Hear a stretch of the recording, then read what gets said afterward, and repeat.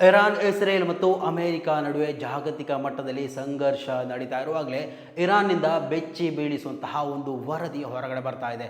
ಅದು ಬೇರೆ ಏನೂ ಅಲ್ಲ, ಬರೀ 19 ವರ್ಷ ಪ್ರಾಯದ ಕ್ರೀಡಾಪಟು ಅಂದರೆ ಅಂತಾರಾಷ್ಟ್ರೀಯ ಮಟ್ಟದ ಕುಸ್ತಿಪಟು ಆಗಿದ್ದಂತಹ ಸಾಲೇಹ್ ಮೊಹಮ್ಮದ್ ಎನ್ನುವತನನ್ನ ಬಹಿರಂಗವಾಗಿ ಗಲ್ಲು ಶಿಕ್ಷೆಗೆ ಒಳಪಡಿಸಿರುವಂಥದ್ದು. ಆತ ಮಾತ್ರ ಅಲ್ಲ, ಆತನ ಜೊತೆಗೆ ಇಬ್ಬರು ಸ್ನೇಹಿತರನ್ನು ಕೂಡ ಗಲ್ಲು ಶಿಕ್ಷೆ ಹೊರಡಿಸಿ ಆದೇಶವನ್ನು ಮಾಡಿರುವಂಥದ್ದು. ಈಗಾಗಲೇ ಆ ಒಂದು ಕ್ರೀಡಾಪಟುವನ್ನು ಗಲ್ಲು ಶಿಕ್ಷೆ ಮಾಡಿ ಮುಗಿಸಿರುವಂಥದ್ದು. ಸೊ ಏನಿದು ಪ್ರಕರಣ, ಯಾಕೆ ಜಗತ್ತು ಈ ಒಂದು ಪ್ರಕರಣದಲ್ಲಿ ಇಷ್ಟೊಂದು ನಿಬ್ಬೆರಗಾಗಿದೆ ಅನ್ನೋದನ್ನು ಈ ಒಂದು ವಿಡಿಯೋ ಮುಖಾಂತರ ಗಮನಿಸ್ತಾ ಹೋಗೋಣ. ಸೊ ಈ ಒಂದು ವಿಡಿಯೋವನ್ನು ನೀವು ಮೊದಲಿನ ಬಾರಿ ವೀಕ್ಷಣೆ ಮಾಡುವವರಾಗಿದ್ದರೆ ಖಂಡಿತವಾಗಿಯೂ ಈ ಒಂದು ಚಾನಲನ್ನು ಸಬ್ಸ್ಕ್ರೈಬ್ ಮಾಡ್ಕೊಂಡು ನೋಡಿ. ಮಾತ್ರ ಅಲ್ಲ, ನಿರಂತರವಾಗಿ ಇಂತಹ ಅಪ್ಡೇಟ್ಗಳನ್ನು ನಿಮ್ಮ ಮುಂದೆ ತರುವಂತಹ ಪ್ರಯತ್ನವನ್ನು ನಾವು ಮಾಡ್ತೀವಿ. ಇದೇ ವರ್ಷ ಅಂದರೆ 2026ರ ಜನವರಿಯಲ್ಲಿ ಇರಾನ್ನಲ್ಲಿ ಅತಿ ದೊಡ್ಡ ಪ್ರತಿಭಟನೆ ನಡೆದಿತ್ತು. ಸರ್ಕಾರದ ವಿರೋಧಿ ನಯಗಳ ವಿರುದ್ಧ ಅಲ್ಲಿನ ಕೆಲವೊಂದು ನಾಗರಿಕರು ಹೋರಾಟವನ್ನು ಮಾಡ್ತಾ ಇದ್ರು. ಹೌದು, ಹೋರಾಟದಲ್ಲಿ ಈ 19 ವರ್ಷದ ಅಂತಾರಾಷ್ಟ್ರೀಯ ಮಟ್ಟದ ಕುಸ್ತಿಪಟುವಾಗಿದ್ದಂತಹ ಸಾಲೇಹ್ ಮೊಹಮ್ಮದಿ ಮತ್ತು ಆತನ ಇಬ್ಬರು ಸ್ನೇಹಿತರು ಕೂಡ ಭಾಗವಹಿಸಿದ್ರು. ಇದು ಇರಾನ್ನಿಂದ ಕೇಳಿ ಬರ್ತಾ ಇರುವಂತಹ ಬೆಚ್ಚಿ ಬೀಳಿಸುವಂತಹ ಸುದ್ದಿ ಅಂತಾನೆ ಹೇಳ್ಬೋದು.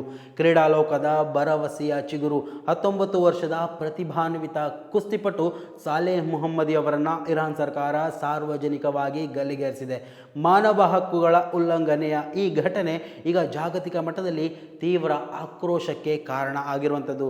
ಇನ್ನು ಈ ಒಂದು ಘಟನೆಯ ಹಿನ್ನೆಲೆಯನ್ನು ಗಮನಿಸ್ತಾ ಹೋದರೆ 2026ರ ಜನವರಿಯಲ್ಲಿ ಇರಾನ್ನಲ್ಲಿ ನಡೆದ ಸರ್ಕಾರ ವಿರೋಧಿ ಬೃಹತ್ ಪ್ರತಿಭಟನೆಗಳಲ್ಲಿ ಭಾಗವಹಿಸಿದ್ದಕ್ಕಾಗಿ ಸಾಲೇಹ್ ಮತ್ತು ಅವರ ಇಬ್ಬರು ಸ್ನೇಹಿತರನ್ನು ಅರೆಸ್ಟ್ ಮಾಡಲಾಗಿತ್ತು. ಇವರ ಮೇಲೆ ಪ್ರತಿಭಟನೆಯ ವೇಳೆ ಇಬ್ಬರು ಪೊಲೀಸ್ ಅಧಿಕಾರಿಗಳನ್ನು ಕೊಂದಿರುವ ಗಂಭೀರ ಆರೋಪವನ್ನು ಹೊರಿಸಲಾಗಿತ್ತು. ಅಷ್ಟೇ ಅಲ್ಲದೆ ಇರಾನ್ನ ಕಠಿಣ ಕಾನೂನಿನಡಿ ಅಂದರೆ ಮೊಹಾರಬೆ ಎನ್ನುವಂತಹ ಒಂದು ಕಠಿಣ ಕಾನೂನು, ಅದು ದೇವರ ವಿರುದ್ಧ ಯುದ್ಧ ಸಾರುವುದು ಎಂದರ್ಥ. ಈ ಒಂದು ಅರ್ಥದಲ್ಲಿ ಬರುವಂತಹ ಈ ಒಂದು ಕಠಿಣವಾದ ನಮ್ಮ ದೇಶದಲ್ಲಿ ಏನು UAPA ಪ್ರಕರಣವನ್ನು ದಾಖಲಿಸ್ತಾರೆ, ಅದೇ ರೀತಿಯಲ್ಲಿ ಇರಾನ್ನಲ್ಲಿ ಮೊಹಾರಬೆ ಎನ್ನುವಂತಹ ಅತಿ ದೊಡ್ಡ ಈ ಒಂದು ಕಠಿಣ ಕಾನೂನನ್ನು ವಿಧಿಸಿ ಅವರ ಮೇಲೆ ಆರೋಪವನ್ನು ಹೊರಿಸಲಾಗಿತ್ತು. ಇನ್ನು ಕಾನೂನು ಹೋರಾಟವನ್ನು ಕೂಡ ನಿರಂತರವಾಗಿ ಮಾಡಲಾಗ್ತಾ ಇತ್ತು. ನ್ಯಾಯಾಲಯದ ವಿಚಾರಣೆಯ ವೇಳೆ ಸಾಲೇಹ್ ಅವರು ಈ ಎಲ್ಲ ಆರೋಪಗಳನ್ನು ಬಲವಾಗಿ ನಿರಾಕರಿಸಿದರು. ತಮಗೆ ತೀವ್ರವಾದಂತಹ ದೈಹಿಕ ಹಿಂಸೆ ಮತ್ತು ಚಿತ್ರಹಿಂಸೆ ನೀಡಿ ಬಲವಂತವಾಗಿ ತಪ್ಪೊಪ್ಪಿಗೆ ಪತ್ರಕ್ಕೆ ಸಹಿ ಹಾಕಿಸಿಕೊಳ್ಳಲಾಗಿದೆ ಅಂತ ನ್ಯಾಯಾಧೀಶರ ಮುಂದೆ ವಾದವನ್ನು ಮಾಡಿದರು. ಆದರೆ ಇರಾನ್ನ ನ್ಯಾಯಾಂಗ ವ್ಯವಸ್ಥೆಯು ಈ ವಾದಗಳನ್ನು ಪುರಸ್ಕರಿಸಲಿಕ್ಕೆ ಸಾಧ್ಯವೇ ಆಗಿರಲಿಲ್ಲ. ವಿಶ್ವಸಂಸ್ಥೆ ಮತ್ತು ಹಲವಾರು ಅಂತಾರಾಷ್ಟ್ರೀಯ ಮಾನವ ಹಕ್ಕುಗಳ ಸಂಘಟನೆಗಳು ಈ ಮರಣದಂಡನೆಯನ್ನು ತಡೆಯುವಂತೆ ಇರಾನ್ ಸರ್ಕಾರಕ್ಕೆ ಪದೇ ಪದೇ ಒತ್ತಾಯಿಸಿದವು. ಆದರೆ ಯಾವುದೇ ಮನವಿಗಳಿಗೆ ಸೊಪ್ಪು ಹಾಕದ ಸರ್ಕಾರ ಇತ್ತೀಚೆಗೆ ಕೋಮ್ ನಗರದಲ್ಲಿ ಸಾಲೇಹ್ ಮತ್ತು ಅವರ ಇಬ್ಬರು ಸ್ನೇಹಿತರನ್ನು ಸಾರ್ವಜನಿಕವಾಗಿ ಗಲ್ಲಿಗೇರಿಸಿತು. ಇದು ಕ್ರೀಡಾಲೋಕಕ್ಕೆ ತುಂಬಲಾರದ ನಷ್ಟ ಅಂತ ಹೇಳಲಾಗ್ತಾ ಇದೆ.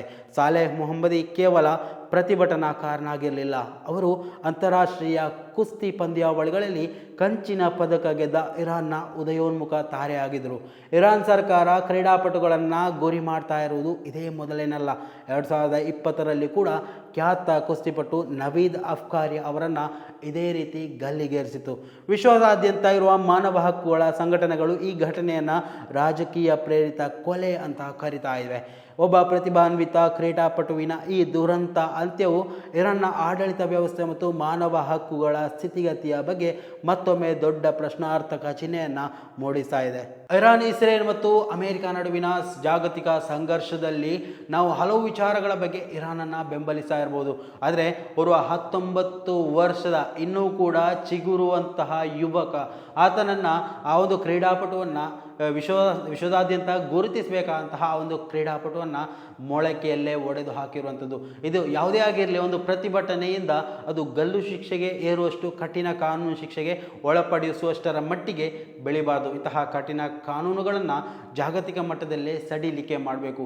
ನಾವು ಬರೀ ಇರಾನ್ನ ವಿಚಾರದಲ್ಲಿ ಮಾತ್ರ ಮಾತಾಡ್ತಾ ಇಲ್ಲ, ನಮ್ಮ ದೇಶದಲ್ಲೂ ಕೂಡ ಇನ್ನೂ ಕೂಡ ವಿಚಾರಣೆಯನ್ನೇ ಎದುರಿಸದೆ ವರ್ಷಗಳಾಯಿತು. UAPA ಪ್ರಕರಣಗಳನ್ನು ಸರ್ಕಾರದ ವಿರುದ್ಧ ಆಕ್ಷೇಪಣೆ ಮಾಡಿದ್ದಾರೆ ಅನ್ನುವಂತಹ ಒಂದೇ ಒಂದು ಕಾರಣಕ್ಕೆ, ಸರ್ಕಾರದ ವಿರುದ್ಧ ಪ್ರತಿಭಟನೆಗಳನ್ನು ಮಾಡಿದ್ದಾರೆ ಅನ್ನುವಂತಹ ಒಂದೇ ಒಂದು ಕಾರಣಕ್ಕೆ ಅವರನ್ನು UAPA ಪ್ರಕರಣ ದಾಖಲಿಸಿ ಜೈಲಿನಲ್ಲಿಟ್ಟಿರುವಂತಹ ಹಲವು ಘಟನೆಗಳು ನಮ್ಮ ಭಾರತ ದೇಶದಲ್ಲೂ ನಡೀತಾ ಇದೆ. ಸೊ ಇವೆಲ್ಲವನ್ನು ಗಮನಿಸ್ತಾ ಹೋದರೆ ಯಾವ ದೇಶದಲ್ಲಿ ಆಗಿರಲಿ ಇಂತಹ ವಿಚಾರಗಳಲ್ಲಿ ಇಂತಹ ಕಠಿಣ ಕಾನೂನುಗಳನ್ನು ಜನಸಾಮಾನ್ಯರ ಮೇಲೆ ಹೇರಿಕೆ ಮಾಡುವುದರ ವಿರುದ್ಧ ನಿಮ್ಮ ಅಭಿಪ್ರಾಯ ಏನು ಅನ್ನೋದನ್ನು ಇಲ್ಲಿ ಕಮೆಂಟ್ ಮಾಡಿ. ಮುಂದಿನ ಮಾಹಿತಿಯೊಂದಿಗೆ ಮತ್ತೆ ಭೇಟಿಯಾಗೋಣ. ಅಲ್ಲಿವರೆಗೂ ನಮಸ್ಕಾರ.